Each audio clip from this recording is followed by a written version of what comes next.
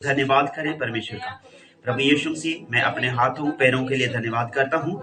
मैं अपने अच्छे जीवन के लिए धन्यवाद करता हूँ। यदि मेरे जीवन में कोई दुख भी है तो परमेश्वर मैं आपका धन्यवाद करता हूँ, क्योंकि आप ही के वचन में से हमने सीखा है पिता परमेश्वर के हर हालात में धन्यवाद किया जाए और प्रार्थना की जाए। और प्रभु, हम धन्यवाद और प्रार्थना दोनों आपकी उपस्थिति में करते हैं, क्योंकि आप ही ने हमें संभाला है, आप ही ने हमें सिखाया है कि हर हाल में धन्यवाद और प्रार्थना की जाए।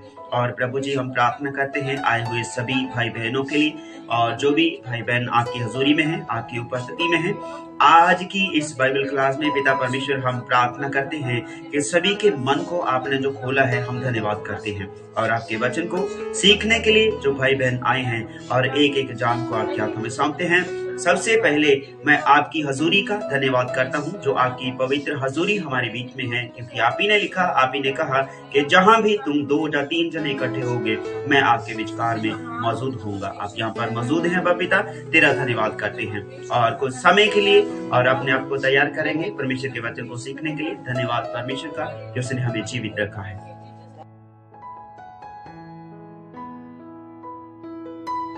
धन्यवाद परमेश्वर। आज के समय के दौरान जो भी आपका प्रकाश है इन सभी बाइबल स्कूल के बच्चों के लिए, और प्रभु अन्य सदस्यों के लिए खुदा, जो इस यूट्यूब चैनल के द्वारा इस बातचीत को सुन रहे हैं पिता, आपके वचन को सुन रहे हैं और आपके वचन की गहराई को सीख रहे हैं स्वर्ग राज्य के बारे में। और पिता परमेश्वर, हम धन्यवाद करते हैं और इस सुंदर संदेश के लिए, 1 step toward the kingdom of haven.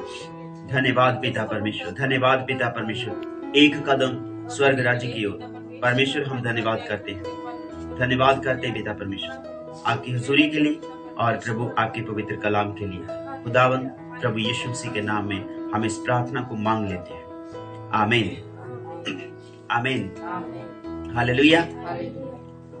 सो ये हम परमेश्वर के वचन में और बहुत सी गहराई की बातें आज हम सीखने वाले हैं मेरे प्रियो। और एक एक कदम स्वर्ग राज्य की ओर हमने बढ़ाना है, हमने लेके जाना है। एक एक कदम जब हम आगे की तरफ ले जाते हैं तो वचन में भी हम सीखते हैं, आम संसारिक बातों में भी बातों में से भी हम सीखते हैं कि जैसे एक कदम हम परमेश्वर की ओर बढ़ाते हैं तो 100 कदम परमेश्वर हमारी ओर चलकर आते हैं।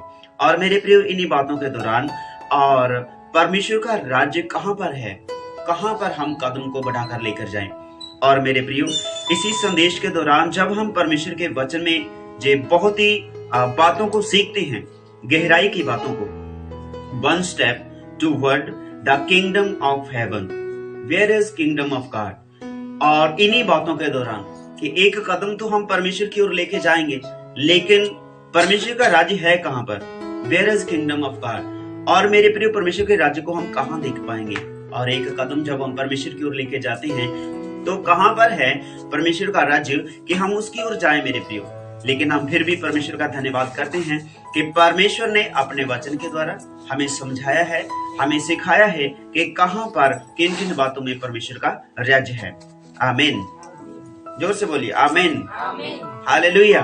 तो परमेश्वर का धन्यवाद करते हैं। आप सभी परमेश्वर के राज्य की ओर एक एक कदम जब बढ़ाते हैं तो एक एक कदम हमें परमेश्वर के राज्य की ओर जब बढ़ाते हैं तो हमारा जीवन सुरक्षित होता है मेरे प्रिय। चाहे हम दुख में रहें, चाहे खुशी में रहें, चाहे सफर में रहें, चाहे आराम में हो, लेकिन परमेश्वर हमें आजादी देता है। तो धन्यवाद करते हैं बाप पिता का। जैसे आप सभी को एक छोटी सी बात हम बताते हैं, आप ध्यान में रखना इन सारी बातों को। और आप अपनी बाइबल यदि है आपके पास में तो खोल लीजिए, मत्ती की अंजील और उसका 3 अध्याय आप सभी को खोलना है। और इसमें से हम जो बात आपको कहेंगे वो आपको पढ़नी है और वही आपको समझनी है, क्योंकि यदि हम इन बातों को नहीं सीखेंगे, नहीं पढ़ेंगे तो हमें कुछ भी समझ में आएगा नहीं मेरे प्रियो। और आपसे भी सभी से निवेदन है, यूट्यूब चैनल के ऊपर जो सभी हमारे भाई बहन देख रहे हैं इस समय, तो आप सभी से हमारा निवेदन है, जैसे हम आयत को बोलते हैं तो आप अपनी डायरी में, कॉपी में लिख लें, नोटबुक में नोट कर लें इन सारी बातों को, ताकि आप बाद में भी इस प्रचार को सुने। लेकिन उसके बाद हम नहीं चाहते कि इस बात को आप सुने बस सुने, लेकिन सुनने के बाद आपको अमल में इन बातों को लाना है मेरे प्रियो। यदि आप अमल में लाएंगे तो आपका उद्धार निश्चित है मेरे प्रियो। तो इन बातों को हम सीखते हैं कि एक छोटी सी उदाहरण आपको देते हैं। आप सभी इन सारी बातों को जानते हैं। कौन सी बातों को? जैसे हर एक घर का एक कानून होता है, आमीन। हर एक बात का एक एक घर का हर एक बात के लिए एक एक कानून होता है। किसी के घर में झाड़ू सुबह लगाया जाता है तो किसी के घर में झाड़ू शाम को लगाया जाता है। पिछले समय में एक वीडियो देख रहा था यूट्यूब पे, हमारे किसी भाई ने हमें लिंक भेजा था, तो उसमें लिखा था कि आपको सोमवार को, मंगलवार को, बुधवार को, वीरवार को, शुक्रवार को, शनिवार को झाड़ू नहीं लगाना। और मैं सोच रहा हूँ कि यदि वो झाड़ू नहीं लगाए तो घर का तो सत्यानाश हो गया मेरे भाई। आमीन। तो यदि वो झाड़ू लगाएंगे नहीं तो घर का तो कल्याण हो गया, क्योंकि कूड़ा तो बहुत रहता है। अगर ऐसी बातों में हम फंस जाएंगे, बुधवार को ये करना है, वीरवार को ये, तो ये दिक्कत बहुत रहेगी। और उन्होंने बताया कि अगर झाड़ू लगाएंगे भी तो सुबह लगा के झाड़ू से जो कूड़ा मलबा इकट्ठा होगा उसको गिराना नहीं है, बल्कि एक जगह पे इकट्ठा करके रख लेना है। तो मैं तो कहूंगा आप यदि ऐसा है तो आप अपनी पेटी में, अपनी अलमारी में रखिए, ताकि आपको गिराना ना पड़े और ज्यादा आशीष आपको मिले। लेकिन ये बातें सारी अच्छी नहीं है मेरे प्रियो।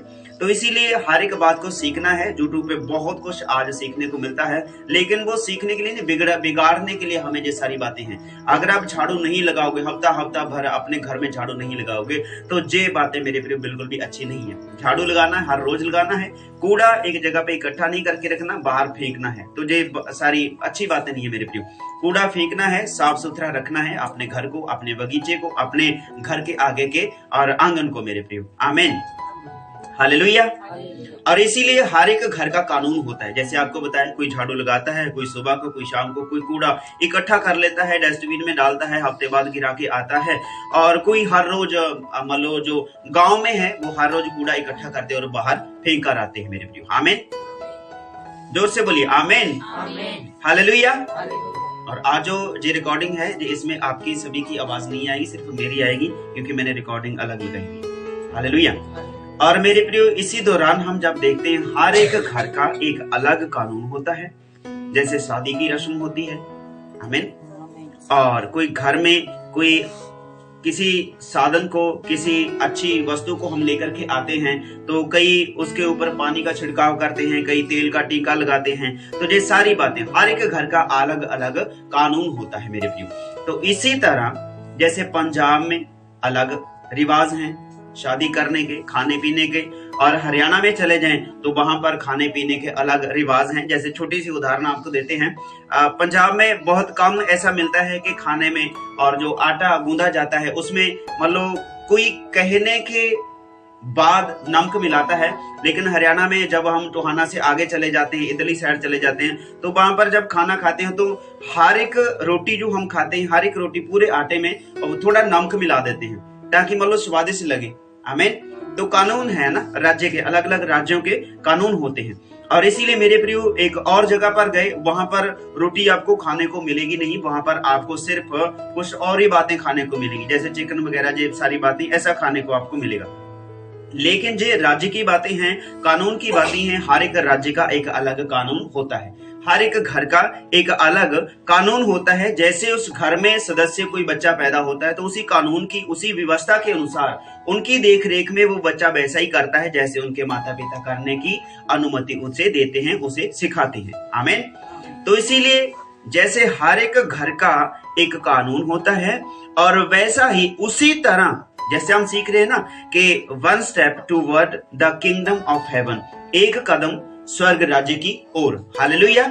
और इसी तरह जैसे एक घर के कानून के बीच में बड़ा होता है बच्चा, उसी कानून को सीखता है, उसके कानून होते हैं। यदि उस घर में रहेगा तो उसके घर के कानून के मुताबिक ही उस बच्चे को चलना पड़ेगा, उसी के मुताबिक उसको खाना पीना पड़ेगा, उसी के मुताबिक उसको पहनना पड़ेगा मेरे प्रियो। आमीन। तो इसी दौरान जब हम परमेश्वर के स्वर्ग के राज्य की ओर एक कदम लेके जाते हैं, तो उसके दौरान हमें कुछ विधियों, कुछ कानूनों का पालन करना होता है मेरे प्रियो। आमीन। सभी बोलेंगे आमीन, हालेलुया। जोर से बोलिए हालेलुया। और मेरे प्रियो, ये बातें हम सीखते हैं, इसीलिए परमेश्वर के राज्य, उसके घर के भी कुछ कानून होते हैं। आमीन।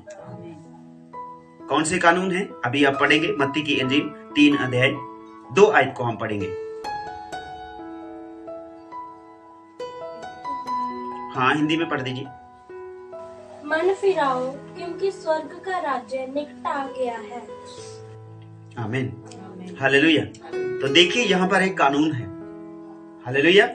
जब परमेश्वर के राज्य की ओर पहला कदम हम उठाते हैं तो वहां पर पहले ही कदम उठाने से हमें एक बात का, नियम का एक पालन करना है। जो कानून है, जो विधि है, वो है मन फिराओ। आमीन। दोबारा फिर से पढ़ दीजिए बेटा। मन फिराओ क्योंकि स्वर्ग का राज्य निकट आ गया है। मन फिराओ क्योंकि स्वर्ग का राज्य निकट आ गया है। हालेलुया। तो ये है पहला कदम जो हम स्वर्ग राज्य की ओर लेकर के चलते हैं। तो हम सीख रहे हैं मेरे प्रियो कि स्वर्ग राज्य है कहाँ पे, स्वर्ग राज्य है कहाँ पे, कौन सी बातें हैं, कौन सी बातों का हमें पालन करना पड़ेगा। तो जो पिछले अध्याय में आपने पंजाबी में सीखा है, लेकिन आज इस बात को आपके लिए एक नया प्रकाश परमेश्वर ने आज दिया है। आज बहुत सी जगहों पर परमेश्वर लेकर के गए, बहुत से घरों में मिले प्रार्थना करने के लिए, बहुत से भाई बहनों को परमेश्वर ने छुटकारा दिया। लेकिन आज इस शाम के दौरान परमेश्वर हमें उद्धार देते हैं इस वचन के द्वारा कि परमेश्वर के राज्य की ओर पहला कदम है कौन सा मेरे प्रियो। आमीन। पहला कदम है मन फिराने का। आमीन। और इसीलिए हमें मन फिराना है क्योंकि स्वर्ग का राज्य निकट आ गया है। जब आप पहला कदम परमेश्वर की ओर बढ़ाते हैं तो स्वर्ग का राज्य आपके निकट आ गया। आपको पहले बताया था, जैसे हम आम जगत में ये बातें सीखते हैं कि यदि एक कदम हम परमेश्वर की ओर लेके चलते हैं तो 100 कदम परमेश्वर हमारी ओर चल के आता है। आमीन। और ऐसे ही जब हम एक कदम परमेश्वर की ओर बढ़ाते हैं तो 100 कदम परमेश्वर हमारी ओर चलता है। जब हम 100 कदम परमेश्वर की ओर चलेंगे तो 1000 कदम परमेश्वर हमारी अंदर की साइड आएगा, हमारी ओर परमेश्वर आएगा जब हम परमेश्वर की ओर बढ़ना शुरू करेंगे। तो जैसे आप परमेश्वर के वचन की ओर सोचते हैं, उसके वचन की शिक्षा अपने जीवन में लेते हैं, तो परमेश्वर 100 गुना आपको देते हैं। आमीन। यही है मन फिराओ। किन बातों से हमें मन फिराना है और किन बातों से हमें मन फिराना है और किन बातों में परमेश्वर का राज्य है। हालेलुया। और मेरे प्रियो, हमें मन फिराना है सिर्फ इसलिए कि परमेश्वर का राज्य निकट है। यदि परमेश्वर का राज्य है, और छोटी सी उदाहरण एक और आपको देना चाहते हैं आज अभी इसी समय, जो परमेश्वर ने इस वचन से हमें प्रकाश दिया है, आप सभी के लिए है कि परमेश्वर का राज्य निकट है, हमें मन फिराना है। और जब इस संसार में एक कानून है कि यदि कोई चोरी करेगा उसका हर्जाना चोर को भुगतना पड़ेगा, क्योंकि कानून परमेश्वर ने, कानून जगत में सरकार ने बनाया हुआ है मेरे प्रिय। आमीन। तो इसी दौरान जब हम जगत में चोरी कोई गुनाह करते हैं, सरकार जो पुलिस है, वो अधिकारी हैं, हमें सजा देते हैं। उसी तरह हमें जानना है कि परमेश्वर का राज्य हमारे निकट है। हमें एक एक कदम पूरी चौकसी के साथ रखना है, पूरी सावधानी के साथ में रखना है, क्योंकि परमेश्वर का राज्य जो है बहुत ही पवित्र है मेरे प्रियो। वो आपके मनों को जांचता है, वे आपकी सोच को जानता है, वे आपके हृदय को जांचता है मेरे प्रियो, अंदरली धारणाओं को। इब्रानियों की जो खत में लिखा है 4 अध्याय में कि परमेश्वर का वचन 2 धारी तलवार से तीखा है मेरे प्रियो, चोखा है। वे आपके हृदय को जांचता है, वे अंदर मांस और गुद्दे गुद्दे को भेद के रख देता है मेरे प्रियो।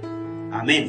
तो इसीलिए परमेश्वर का जो वचन है, परमेश्वर का राज्य उसके वचन में है। उसका वचन जो परमेश्वर के राज्य से निकल कर आता है वो कहता है मन फिराओ। परमेश्वर का राज्य कहाँ पर है? मन फिराने में। और अभी हम सीखेंगे किन बातों से परमेश्वर ने हमें इसलिए मन फिराने के लिए कहा। प्रेरितों के काम 3 अध्याय 19 आयत को हम पढ़ेंगे। और मेरे प्रियो, मन फिराने के बाद में कुछ एक्टिविटी, कुछ परमेश्वर हमारे जीवन में कुछ करता है मेरे प्रियो, हमारे जीवन में कुछ हो जाता है और उस बात को हम सीखेंगे। वो बहुत ही गहरी बात है मेरे प्रियो, क्योंकि अधिकार सिर्फ परमेश्वर को दिया गया, सिर्फ परमेश्वर ही इन अधिकार को इस्तेमाल करते हैं। आपके और मेरे हाथ में कुछ भी नहीं है कि आप इन बातों को कर सकते, लेकिन परमेश्वर अधिकार देते हैं कि मैं तुझे अधिकार देता हूं, तू आज से इस कार्य को करना है। और पढ़ेंगे प्रेरितों के काम 3 अध्याय 19 आयत।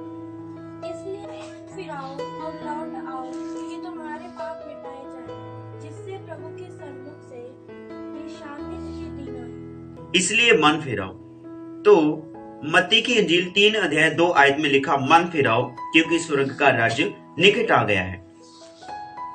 अभी हमें मन फिराना है, इसलिए मन फिराओ और लौट आओ।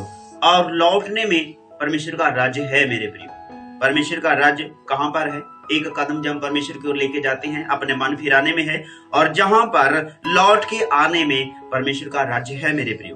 परमेश्वर के कानून हैं जो हम सीख रहे हैं, परमेश्वर के घर के कानून है। स्वर्ग राज्य में प्रवेश होने के लिए एक कानून है जिसकी विधियों का हमें पालन करना है कि तुम्हारे पाप मिटाए जाए। जब आप एक कदम परमेश्वर की ओर बढ़ाते हैं, 100 कदम परमेश्वर आपकी ओर आता है। जब आप परमेश्वर की ओर चलते रहते हैं, चलते रहने का मतलब कि परमेश्वर की संगति में, उसकी उपस्थिति में आप चलते रहते हैं, तो परमेश्वर भी आपकी ओर चलते रहते हैं, बल्कि आपके साथ, आपकी बगल में, आपके ऊपर दाएं बाएं आपको घेरे रखता है, आपको अपने हाथों में लेकर के चलाता है मेरे प्रिय परमेश्वर। आमीन। इसलिए मन फिराओ और लौट आओ कि तुम्हारे पाप मिटाए जाए। जब आप अपने मन को फिराते हैं दुनियादारी की बातों से, जब आप लौट के आते हैं, कहां से हमें लौटना है? बुराई की बातों से मेरे प्रियो। आमीन। बुराई की बातों से हमें लौटना है और दूसरों की निंदा चुगली से हमें लौटना है और मेरे प्रियो तमाम तरह की अभिलाषा से हमें लौट कर आना है। इसी में है परमेश्वर का राज। इसीलिए मन फिराओ और लौट आओ ताकि तुम्हारे पाप मिटाए जाएं। इसीलिए इस बात को हम दोबारा फिर से पढ़ेंगे, प्रेरितों के काम 3 अध्याय 19 आयत को। इसलिए मन फिराओ और लौट आओ कि तुम्हारे पाप मिटाए जाएं। आमीन। इसीलिए हमें लौटना है। किस कारण हमें लौटना है? किन बातों के लिए लौटना है? क्योंकि परमेश्वर का राज्य निकट आ चुका है, हमें लौटना है। और जब हम लौट आते हैं, जब आप लौट आते हैं तो परमेश्वर आपके गुनाहों को मिटा देते हैं मेरे प्रियो। आमीन। तो जो सबसे बड़ी बात है, एक छोटी सी और बात आपको बताना चाहते हैं, गौर से सुनना और हो सके तो लिख भी लेना मेरे प्रियो, क्योंकि जो लिखने के लिए परमेश्वर ने दिया है और यही शिक्षा हमें लेने की जरूरत है, जो खरी शिक्षा परमेश्वर के वचन में से हमें मिलती है। जैसे यीशु मसीह एक बार प्रचार कर रहे थे, किसी घर में, किसी गांव में जा रहे थे और वहां पर बहुत ही भीड़ इकट्ठी हो गई थी और वहां पर एक अधरंगी को लाया गया। सामने से आए, जगह नहीं थी, साइड से आए, जगह नहीं थी, इधर से आए, जगह नहीं थी, पीछे से लाना चाहा, जगह नहीं थी। लेकिन जहां पर प्रभु यीशु मसीह खड़े थे और वहां पर लिखा है वो एक बरामदे में खड़े थे मेरे प्रियो। आमीन। और बरामदे में किसी भी जगह से, एंगल से आने के लिए जगह नहीं थी, लेकिन उन लोगों ने सोचा, जो उस अधरंगी को लेकर के आए थे, उन्होंने छत के ऊपर किसी पड़ोसी के घर में से जाकर छत के ऊपर से आए और छत को खोला और ऊपर से प्रभु के आगे उस मंजी को उतार दिया जिस पे उस अधरंगी को रखा गया था। तो वहां पर जब यीशु ने कहा कि बेटा चल उठ खड़ा हो, तेरे पाप क्षमा हुए। आमीन।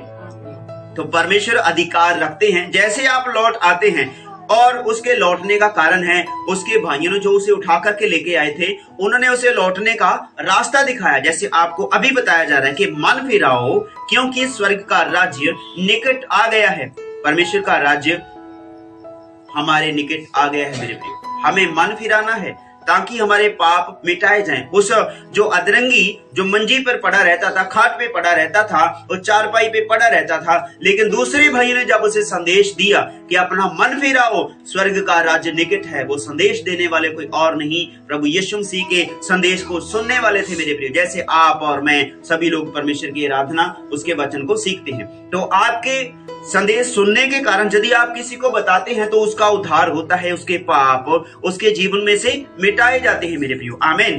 तो यहाँ पर हम देखते हैं कि यीशु ने कहा बेटा उठ खड़ा हो, तेरे पाप क्षमा हो चुके हैं। आमीन।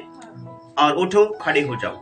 और उसी क्षण वह अधरंगी खड़ा हो गया और चलने लगा अपनी खाट को उठाकर और धन्यवाद करने लगा परमेश्वर का। तो वहां पर अन्य लोगों के मन में बहुत सारे विचार आ गए कि ये क्या कर रहा है, ये क्यों किया, ये कैसे अच्छा कर रहा है, ये परमेश्वर की निंदा है जैसे।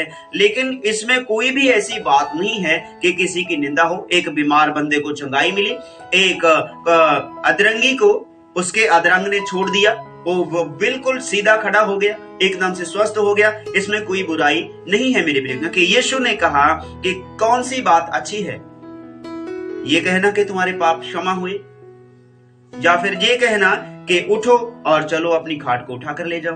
कोई भी बात आसान नहीं है, क्योंकि ये बातें किसी मनुष्य के हाथों में नहीं है मेरे प्रिय, कोई मनुष्य इन बातों को कर पाए। तो इसीलिए मन फिराना है, स्वर्ग का राज्य निकट है। जब हम एक कदम परमेश्वर की ओर बढ़ते हैं, लौट आते हैं, उस बंदे ने क्या दुआ नहीं की होगी, कभी की है मेरे प्रियो। आमीन। जो खाट पे पड़ा अधरंगी मनुष्य कई वर्षों से पड़ा है, उसके भाई उसको लेकर के आए। पता नहीं भाई हैं या नहीं है, या कोई पड़ोसी होंगे या फिर कोई और होंगे, जैसे बताया यीशु के संदेश को सुनने वाले, क्योंकि वे जानते हैं जब कोई मन फिराएगा, जब उसके सामने कोई आएगा, उसकी उपस्थिति में कोई आएगा, तो उसके अपराध क्षमा किए जाएंगे मेरे प्रियो। आमीन।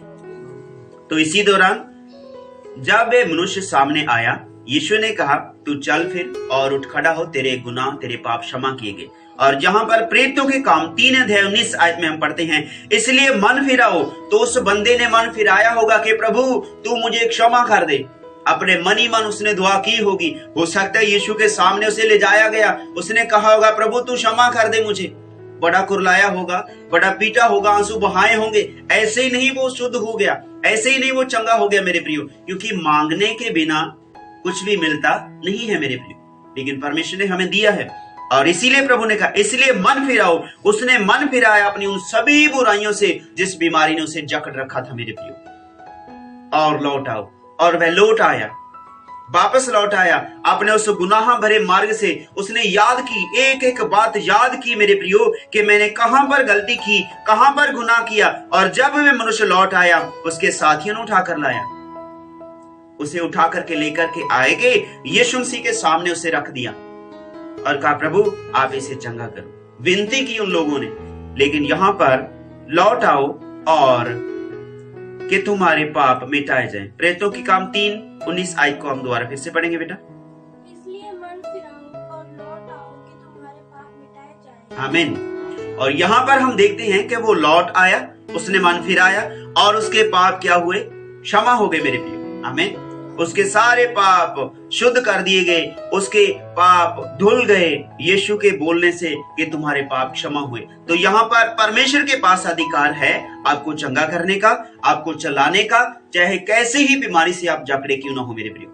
ये बातें बहुत गहराई की बातें हैं। जैसे आज हम दिन में एक भाई से मिले, उसको थोड़ी प्रॉब्लम थी, डॉक्टरों ने कहा कि ठीक हो जाएंगे तो ठीक हो जाएंगे, लेकिन कुछ बातों का वो परहेज नहीं रख रहे। इसलिए यीशु ने कहा बीमार मनुष्य को डॉक्टर की जरूरत है। तो यदि आप में कोई बीमार है तो डॉक्टर के पास जाने की हमें कोई परेशानी नहीं है, हमें जाना पड़ेगा मेरे प्रियो। आमीन।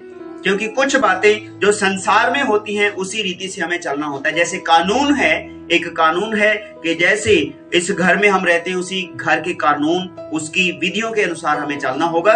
तो जैसे परमेश्वर के राज्य का पहला कदम हम उठाते हैं और मन फिराने का, क्योंकि स्वर्ग का राज्य निकट है। स्वर्ग के राज्य में प्रवेश होने के लिए सबसे पहले हमारे मन को हमें फिराना है, हर एक अभिलाषा से, हर एक बुराई से हमें मन को फिराना है। और जो जो बातें हमें अच्छी लगती हैं उन सारी बातों को हमें त्याग करके परमेश्वर की ओर हमें मन लगाना है। अच्छा लगता है हमें आराम करना, अच्छा लगता है हमें बहुत अच्छा सुंदर भोजन खाने के लिए, और अच्छा लगता है हमें बहुत अपने आप को सजाना संवरना, लेकिन परमेश्वर कहते हैं जो जगत की हैं वो जगत में रह जाएंगी मेरे प्रिय। आमीन। तो हमें पापों को, गुनाहों को मिटाने के लिए परमेश्वर के पास आने की जरूरत है और मन को फिराने की जरूरत है। परमेश्वर आपके मन फिराव को देखेंगे। लेकिन एक जगह और मुझे एक वचन याद आ रहा है मेरे प्रियो। यीशु मसीह के पास बहुत सारे लोग आ गए और उसने कहा कि आप हमें ये कर दिए, लेकिन प्रभु यीशु मसीह ने कहा तुम्हें इन चीजों की अवस्था नहीं, तुम अपने विश्वास को दिखाओ। आमीन। तुम अपने विश्वास को दिखाओ। यदि तुम विश्वास करते हो तो विश्वास को दिखाओ, कर्म करके दिखाना है। यदि मैं कहूं कि मैं विश्वास करता हूं और करता कुछ भी नहीं, यदि मैं विश्वास करता हूं कि संगति में जाना है, संगति में जाने के कारण मेरा विश्वास दिखाई देगा कि हाँ मैं विश्वास करता हूं। और बहुत सारे भाई बहन हैं कि परमेश्वर के साथ चलने का वायदा तो करते हैं, लेकिन समय के अनुसार पहुंचना बहुत मुश्किल है मेरे प्रियो। आमीन। तो इसीलिए यदि हम विश्वास करते हैं, हमारे पशु रखे हुए हैं, पशुओं को पानी पिलाना, हाँ मुझे विश्वास है मैं पानी भर के पशुओं को पिला दूंगा, और ऐसे ही मैं कहता हूं अपने मालिक को, तो मेरा मालिक कहेगा कि भाई तू पानी पिला देगा? हाँ मेरे मालिक मैं पानी पिला दूंगा, पशुओं को पेट भर के पानी पिला दूंगा, भर भर के पानी पिलाऊंगा। लेकिन विश्वास है पिला दूंगा, लेकिन पिलाया नहीं। जब तक इस विश्वास को करके मैं कर्म कांड नहीं करूंगा तब तक मेरा विश्वास पूरा नहीं होगा। क्योंकि मेरा विश्वास तो है मैं पानी पिला दूंगा, और मेरे जानवर, मेरा माल, मेरे पशु भूखे प्यासे हैं, यदि मैं उसको चारा नहीं डालता, उसको पानी नहीं पिलाता, तो मेरा विश्वास कमजोर है। क्योंकि मुझे विश्वास तो है कि मैं पिला दूंगा, लेकिन उठने की हिम्मत नहीं कर रहा, पिला नहीं रहा, तो मेरे प्रियो जे मेरा विश्वास अधूरा है। कर्म कांड करने की हमें जरूरत है। स्वर्ग राज्य में आने के लिए हमें मन फिराने की जरूरत है और लौट आने की जरूरत है, और हमारे पाप मिटाए जाएंगे जब हम लौट के आते हैं। तो परमेश्वर आप सभी को बरकत दे। मिलते हैं नए अध्याय में। सभी को जय मसीह।